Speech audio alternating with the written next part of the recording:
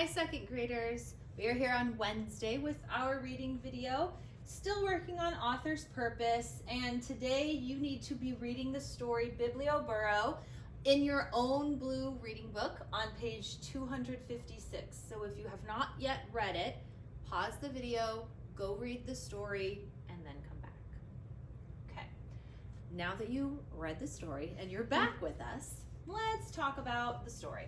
So Biblioburro is like the donkey library. Yeah, exactly. Yes. In fact, it's a Spanish word, so burro means donkey, and biblio refers to books or library. So yeah, it's like a library on a donkey. A traveling library on a donkey's back. So we need to start by talking about the genre, which is narrative nonfiction. Narrative means it's a story. They're telling us a story, but nonfiction means that it's real.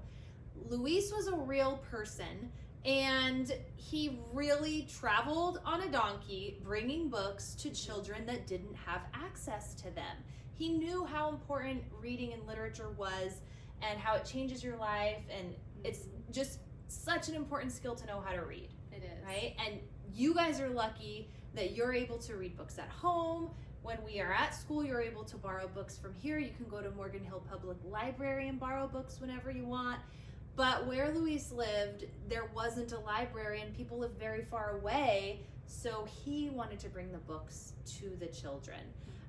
And because it's nonfiction and because it's real, it really happened, it's meant to, I'm kind of giving you the answer right now, but I think it's important for you guys to be able to relate the genre to the author's purpose. Usually when it's nonfiction, true, it might be about a scientific fact, it might be about a historical fact, or it might just be teaching you about a real person who's lived like Luis.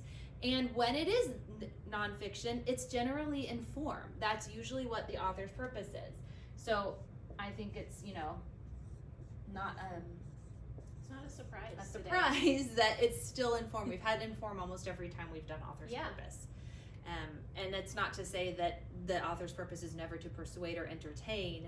We've just been focusing so far this year on informational texts. So let's talk a little bit about how we came to the conclusion that the author's purpose was to inform. Like I said, Luis was a real person. Yep. So how did this story start? What was his goal? What did he want to do?